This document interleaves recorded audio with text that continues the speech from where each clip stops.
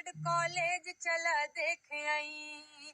अरे दुल्हा के बहिनी ना पढ़े में तेज ना पढ़ावे में तेज, का में तेज, अरे पूछो में तो तेज होई हो ना।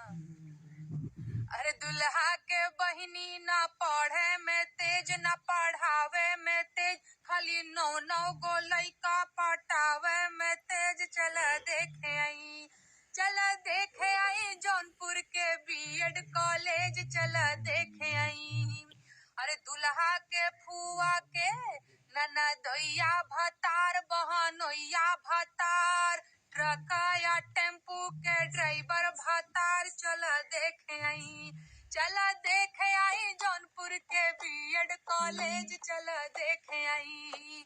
अरे दुल्हा के मौसी ना पढ़े में तेज ना पढ़ावे में तेज, का में तेज, अरे दुल्हा के मौसी ना पढ़ाई में तेज ना